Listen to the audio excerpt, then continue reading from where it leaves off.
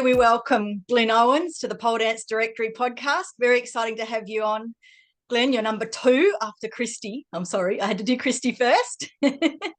But you are another world champion like her, and I'd love to hear more about that for our listeners. And can we start with your backstory? I know from talking to you, you've done a lot of sport over the years and competed in a lot of different areas. So perhaps give us a little bit of a background of where you've come from, and you're a professional as well. So how you do that. Okay, I mean, it's probably apparent from my accent. I was born in the UK, effectively born in Coronation Street. Moved to New Zealand in the mid-1990s. For most of my life, most of my adult life, I should say, I've been fairly involved in sports of one kind or another.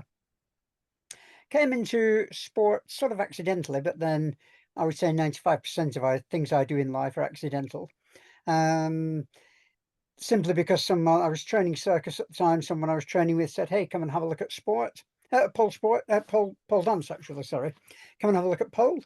And for a few years, I used to go once a week, and the two of us would go and play on a pole and so on. And then the studio I was doing that at, a group of them decided that they would have an evening out and go and watch New Zealand's top pole competition, the Pole Legends event. And I went along and I just looked at it and I thought, I have never seen anything like this. This is amazing. And then there was the crazy thought, could I ever actually get to the level where I could do that sort of thing? And then I thought, well, not if I don't have a go. And Yes. basically from that point on, I started doing pole very, very seriously. Started to perform, started to compete, and that was just about 10 years since I first went to a pole session. So that would have been about 7 years ago, and never really looked back since. Wow. Okay. So 10 years from starting at pole to world champion. Is that a really short summary? Pretty much so, yeah, pretty much so. But let's back up before that, Glynn, because Okay. you glossed over it very quickly, said I was doing circus. So I know you were doing circus. Like, how did that happen? And I know you've done martial arts before that. Okay, I'll give the quick potted history.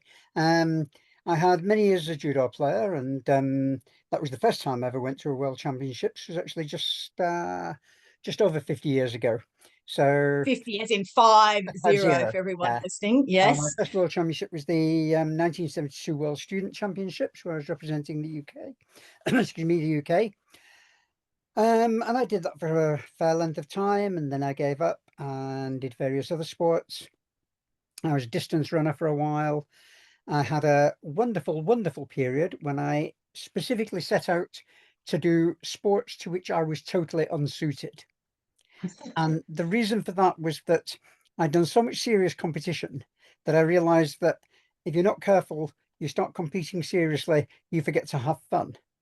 And so if I did Yes. sports where I was never going to be any serious competitor, I could just have fun doing them. So I did bizarre things. I can remember being on the start line of a 110-meter hurdles race with somebody easily 40 centimeters taller than me, looking worried and saying, "I don't know how I'm going to get over these hurdles," and me thinking, "You think you got problems?"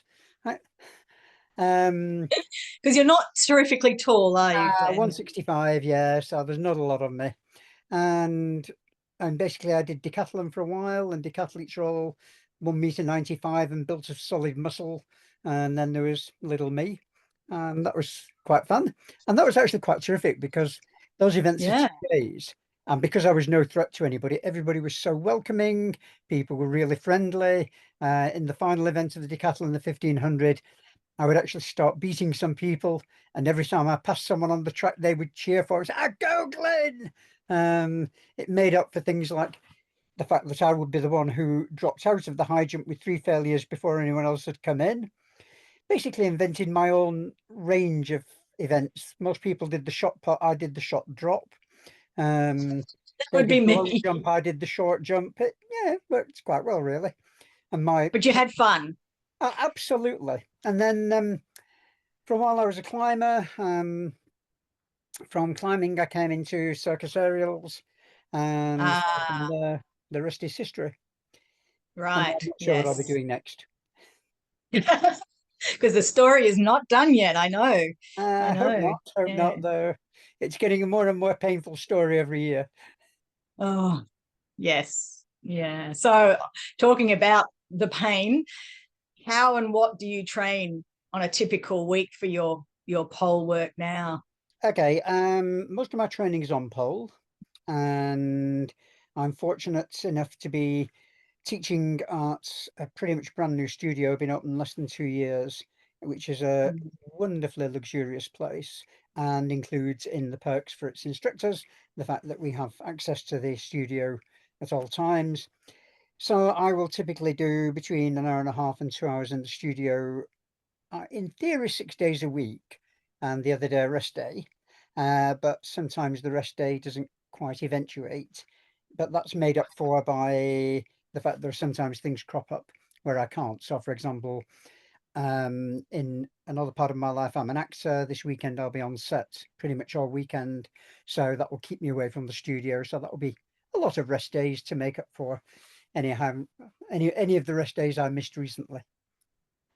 Wow. So an hour and a half, pretty much every day that you can. Yeah, I That's mean, yeah, an hour and a half to 2 hours, but usually longer if I've got a substantial stretch routine as part of the day's plan. Um, mm. if I'm doing high intensity stuff, and then yeah, I tire easily. That doesn't sound like you tire at all to me. And when you say you're in the studio that long, what would be the sort of things that you would do? Are you doing a lot of conditioning, or are you just running combos? Are you working on new tricks, or does it just vary depending on the time of the An year? absolute mixture. I mean, the consistent bits are physio rehab exercises for whatever injuries I'm trying to put back together. Um, Learning the studio's new warm-up routine, which we're all supposed to do when we are teaching, and I still haven't got it in my head. Um, some conditioning stuff, some flexibility stuff, some cardio stuff, because I like to prepare for things like the World Championship stuff and the Australian. We've got 4 minutes basically of high intensity activity.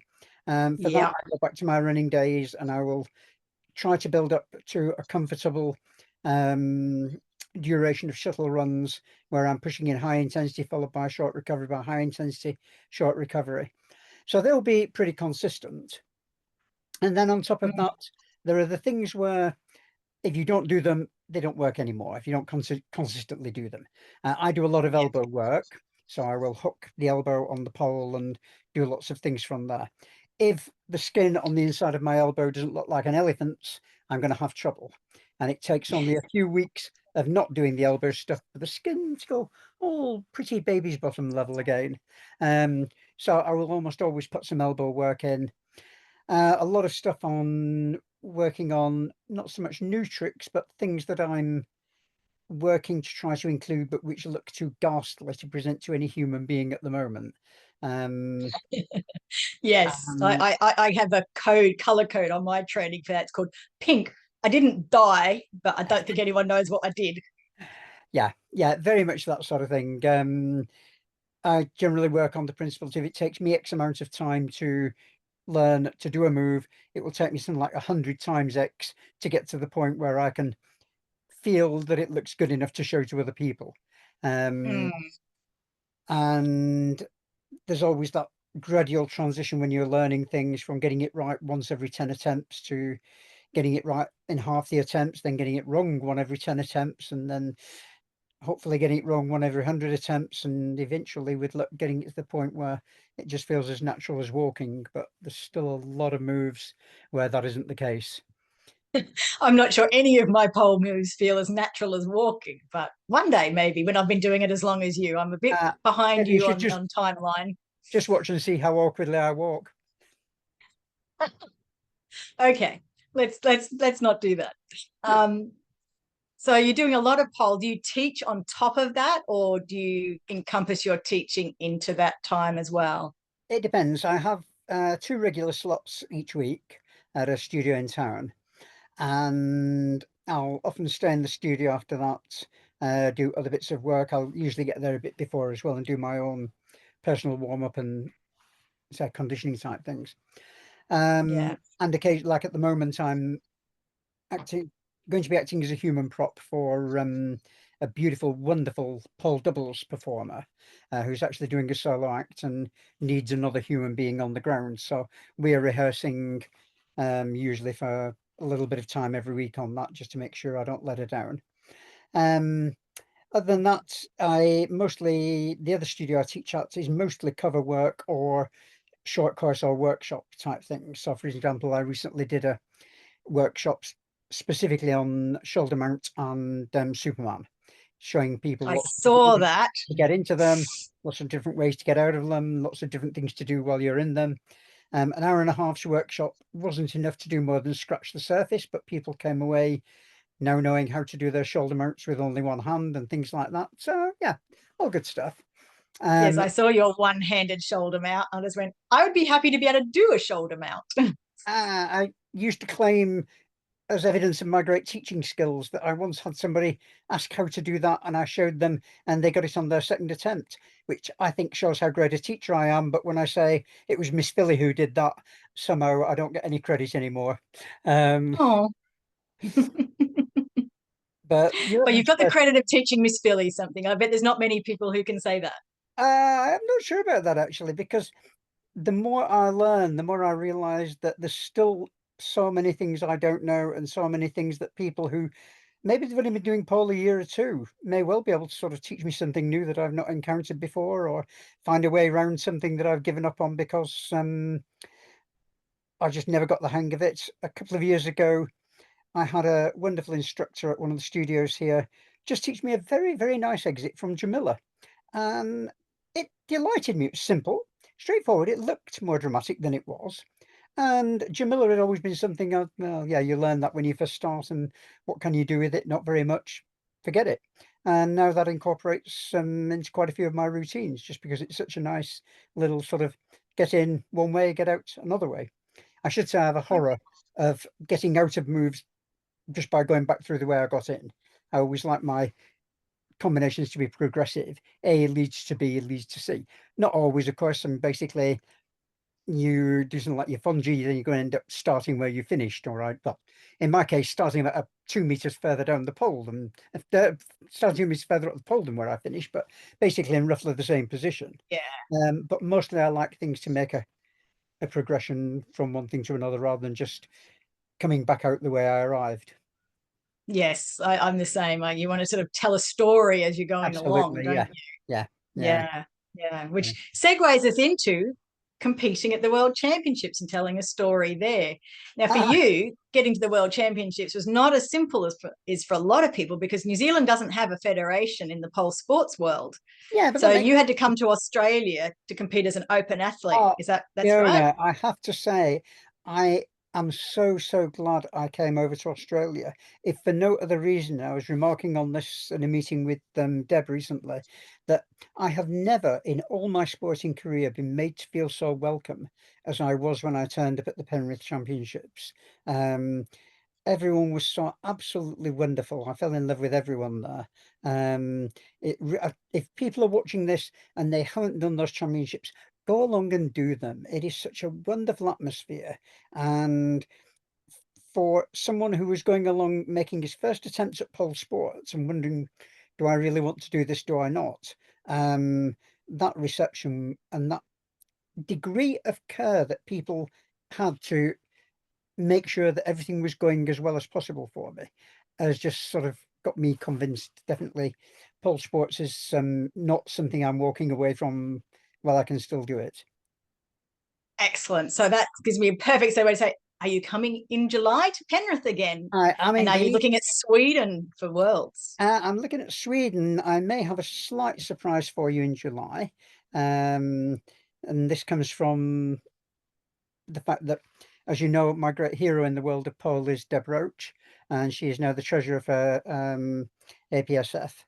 And Yes. I sort of made her a promise last week that hopefully won't actually need to be carried out, but could be amusing, shall we say. But I'll save that as a surprise for you when I get to Penrith. But I will, accidents and everything else permitting, I will certainly be in Penrith and hopefully with a few few new things to sort of present to the audience, which would be nice. Fantastic. No, I'm looking forward to being there myself, hopefully. As you say, all going well, touch wood. So obviously, common to all competitions is creating the routine. How do you go about creating your routine? For me, I struggle with it. I find choosing the music incredibly difficult. I'm still looking for music for this year. Well, okay, I mean, so let's start with the music. I actually love creating routines, I have to say. The music is more difficult for pole sports because, of course, you're confined to musical themes rather than choral or vocal. So with no songs, you're much more limited. So for me, the first thing I'm thinking of when I'm looking at music is what sort of a mood do I want to bring in? So last year at Penrith, I thought I'm going to go out there and look really stupid. So let's get some music that will automatically, if people are going to laugh at me, let's have laugh music. And I used one of Dvorak's humoresques, and it had the theme that I wanted for, yep, here's Glynn going out doing something strange and goofy. And if you think it's funny, well, that's okay. Sounds like it's meant to be funny anyway. This year I'm flirting with something flamboyant. Um, and that could be fun. But I have to say that there's also a very mundane element to my music choices, which is once I've got the rough idea, it's then a matter of trying to think of examples, going onto YouTube and looking at how long each one takes, and looking at ones that are either between 3 minutes 50 and 4 minutes, or ones that are so close that I can either compress them or extend them just to get within the barriers. I think I've sort of got something for this year, but I've not yet really put much thought into what the routine is going to look like. I will be following the advice of an amazing woman I met through pole sports, a woman called Fiona, who suggested it was really useful to start at the top of the pole because that way you're already up there and you save some energy. I thought that was such great advice. So I will almost certainly be starting once again at the top of the pole, and I hope I can have a nice little progression from there. And then from that point on, we shall see. I will usually make a list of moves that I definitely want in, and there will be a list of moves that if I can get them to be adequate, let us say they're not going to cost me more than they score me, I will put in. And of course, there are the compulsory moves, which are source of constant joy to me.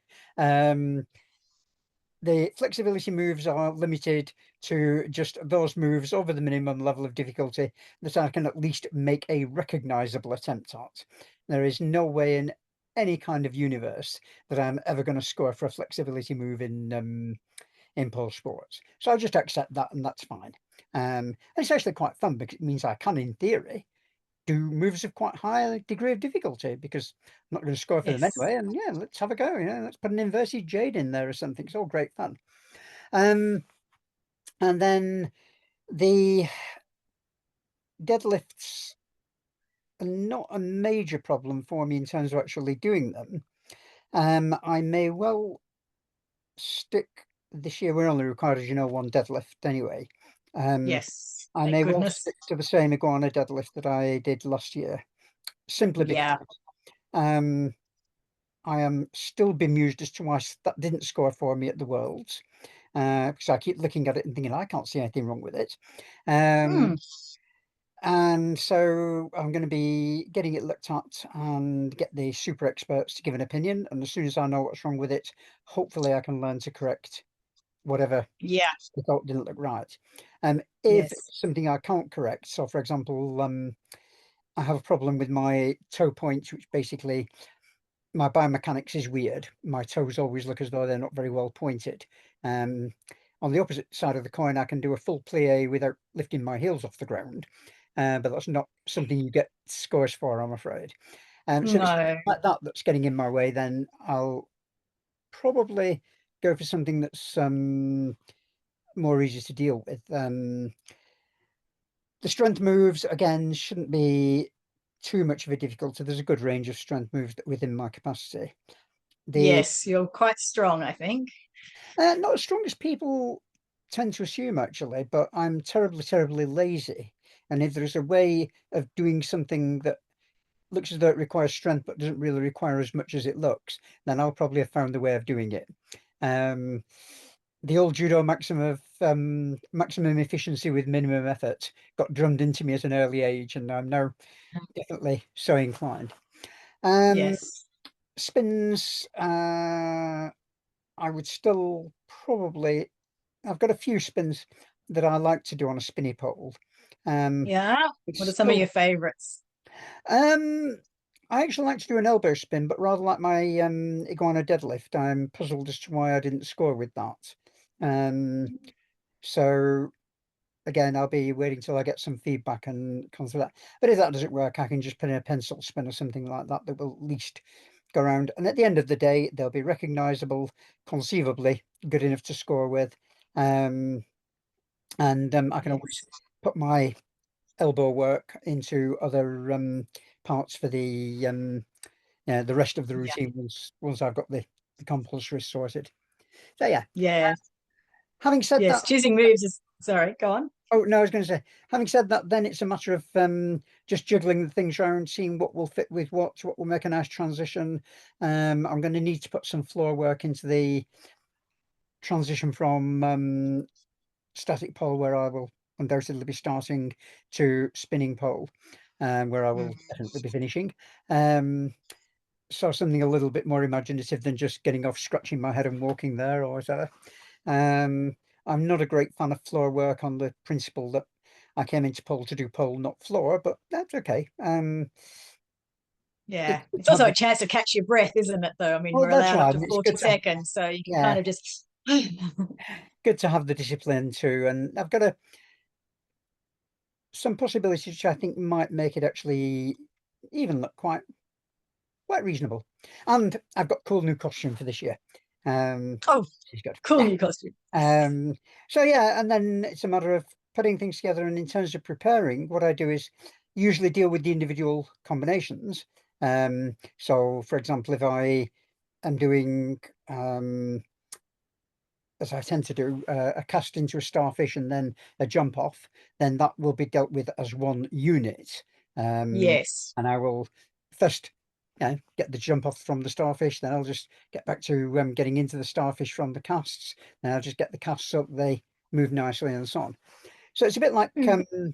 starting with words Yeah. and building up sentences.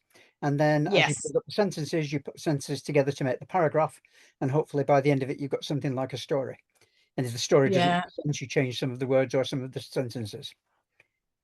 Yeah. When do you hope to be like doing full run throughs of your routine prior to the competition? Couple of weeks, Um, just a couple of weeks beforehand, do you I would typically? normally hope to be about. I like to not do a full run through any later than the week before a championship, on the simple principle that, seriously, because um, Yes. m- my routines are often, as many people, they've got a certain element of danger to them. There's the risk of injury and so on. Now, I figure with a week, I can get enough past an injury to still get out there and do something. But getting an injury less than a week away from competition is dicey. Okay. My early Yeah. career, I dislocated a rib 3 days before the top event of the year, and couldn't even climb the pole the next day. And so I think in future, I definitely like to keep a longer gap. So I would normally hope to have about 2 or 3 weeks of doing 2 or 3 times a session, a full run through, Yeah. and then have a tapering down where I do some of the more difficult moves for the first part of the last week, then move to some of the easier moves, then just generally keep the body moving and Yeah. Yeah. ideally get the body where it's pawing at the ground and wanting to be let off its leash so it can do stuff again by the time I'm ready to compete. Yeah. That is really helpful. I'm going to be listening to that again and thinking about it with my preparation. But in a more general sense, what are some of your favorite pole moves? And what are some of your Favorites? nemesis pole Oh, moves?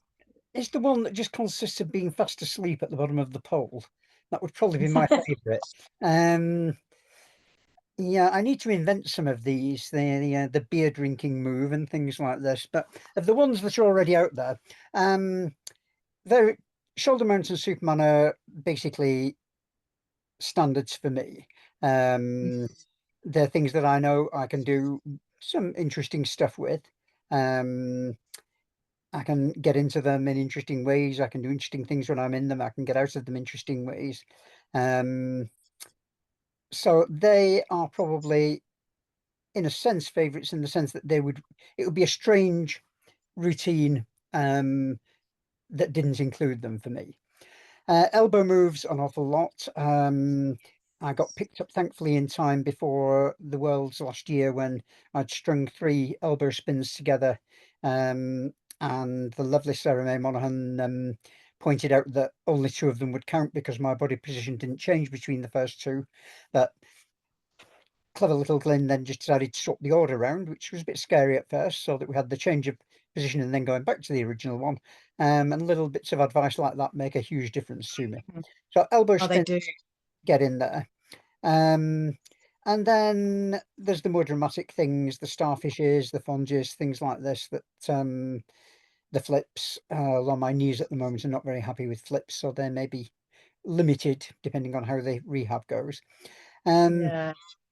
but What about nemesis moves? What do you think are your? Would you just say flexibility moves generally, or has there been a oh no, particular well, move that you've had to work at that just gave you heaps of oh, I trouble? mean, there are moves I cannot, despite frequent practice and going over and over and over again and restudying the videos and so on, that I still can't get to be at an acceptable level. Fungi is probably the most obvious example. I could, if someone said what's a fungi, I could show them what it is, um, Mm. but they'd think, yeah, it looks a bit tatty. Whereas when people who are beautiful do it, they have these beautiful sort of lines and so on, and they don't drop a meter down the pole when they do them, and they flow smoothly from one to the other. So there's But you things like can that. do a fondy, so I don't think I'd call that a nemesis move. It may not be as beautiful as you want, but you can do Ah, one, which a lot of people can't. It is a very advanced move. well, I don't know. I actually think that they're easy, a bit like one-handed shoulder mounts. They're easier than people think. Um, I think I spent a lot of difficulty first trying to learn them because I was I'd vaguely got this idea that they were sort of like doing a somersault in midair, and I was trying to get my legs high and almost touching the pole with my body extended along it, so touching the pole with my toes and my body extended before coming back down again. And it's not like that. A big breakthrough for me when I was learning was actually realizing I need a lot of height on the pole, and starting the practice high up makes a big difference. Mm. So suddenly, I could flip from my shoulder mount over into a shotgun, and yeah, this wasn't actually the big problem. The other main problem for me with Fonzie was wonderful because it illustrated what I've sometimes said is Glynn's 5th law of pole, which is that in pole dance, if you put any 2 moves together, one of them is almost certain to be on your bad side. And this is how I was with the Yes. Fonzie. The flip from the shoulder mount um, took me into the wrong side for the shotgun, and the flip from the right side from the shotgun took me onto the wrong side for the shoulder mount. And that took a lot of relearning. But that's just a matter of Okay. digging in and do it and do it and do it. Um, Yeah. Inspired a lot by an English pole dancer now in New Zealand, Ali Pooley, who's a beautiful, beautiful pole dancer. And she remarked when she was first learning Fungi that she just spent a lot of time in tears in the studio. And I thought, well, okay, if Ali's working hard enough to drive herself to tears, then I've no excuse for being lazy. So I need to put the effort in as well. It's a bit like Deb being such an inspiration. Whenever I think I can't do something, I think, well, yeah, Deb started out with just over 75% of the official quota of limbs and manages to look beautiful. So I've no excuse. She Um, does look beautiful, doesn't she, when she, she polls? oh, she's She's gorgeous. amazing. I swear to you, I watched 2 of her videos long before I knew anything about her. And it was only when I watched the third one, I thought, what's she doing with her left hand? Looks a bit weird. And left arm looks a bit weird. And then I realized it was because there wasn't a left arm to look weird. And the first 2 videos, she just looked so good, it hadn't even registered with me. So yeah. Yeah. So yeah, Yeah. the hard work on those, and then whether they ever end up in a routine, who knows? But they're fun things to do anyway. So yeah. And this, I think, is back to what I was saying earlier. The key thing for all of this is make sure you're still having fun. And Yeah. why did we start doing pole? The same reason people kick a ball around on a Saturday afternoon, throw a rugby ball back and forth between them. It's because it's fun. And what we need to do is keep that feeling of being fun. The great thing about both pole dance and pole sports is that you actually get bonuses for this, because we've all seen amazing pole dancers who are totally cold, dead, and unemotional, and they're just interesting to Yeah. watch, but you don't engage with them. And if you're not engaging with your audience, then pole sports, you're not going to score as much because it comes under the general, choreography and so on. Yes. Audiences aren't going to like it as much, and you're not going to have as much fun. My overriding memory from Sweden was the astonishment at just how much support I was getting from an audience of people, most of whom had no idea who I was. I'm used to getting Yes. support from friends in the crowd, but I was getting enormous cheers during my routine from an audience of people who a week before had no idea I even existed.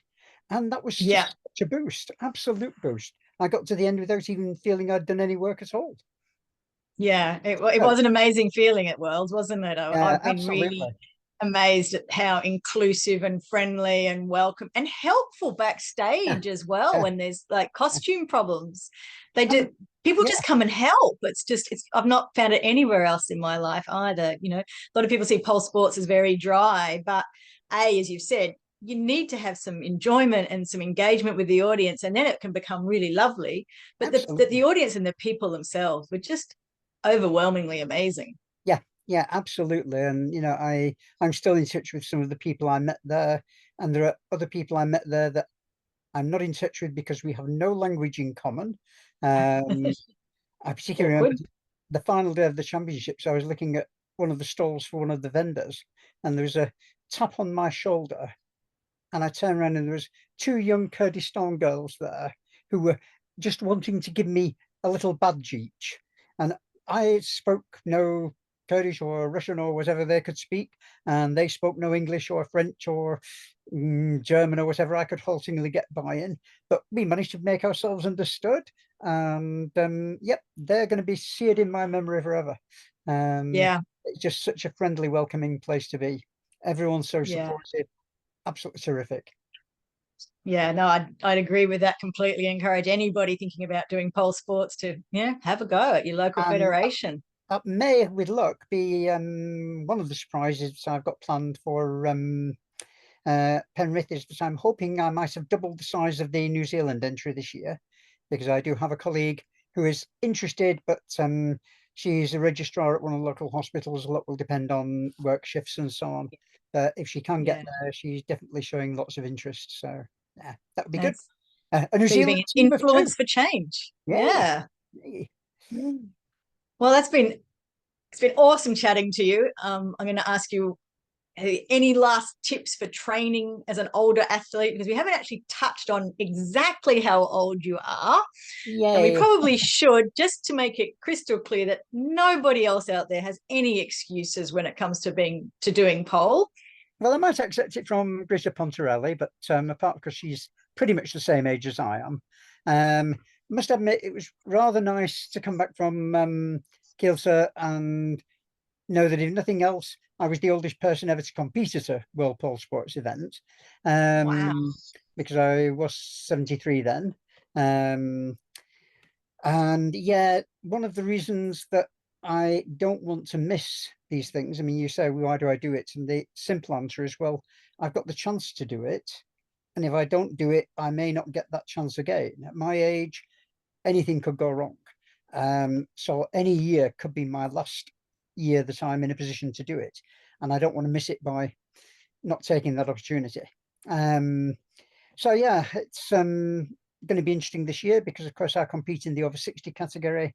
If I make it to the Worlds this year, then I will be 74 at the time, which will be pushing things interestingly. But yeah, we shall give it a go. In terms of training, I'm just pleased to see so many older people coming in. I taught a workshop last year, and someone there had started pole at the same age I did, at the age of 63. So that was cool. And hopefully she'll still be going when she's 73. I've I had hope I am. a fair number of people, in the over 60s now. So yeah, it's all we the geriatrics are slowly building up and getting ready to be a significant influence. So yeah, and the phenomenal thing is, you look at some of the performances by some of the people who shouldn't be doing things that they seem to be doing effortlessly at their age. And yeah, wow, it's more me sitting there and thinking I have no excuse for not being better than I am when I look at how some of these guys are doing.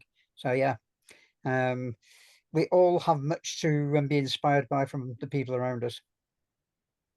Excellent. Well, thank you, Glynn. It's been an absolute delight talking to you, and I'm looking forward to seeing you in Penrith in July. And I'm definitely looking forward to seeing you, definitely looking forward to being there. And thank you for giving me the privilege of being part of your interview series. Thank you. Much thank appreciated. you. Thank you. Bye. Yay. Oh.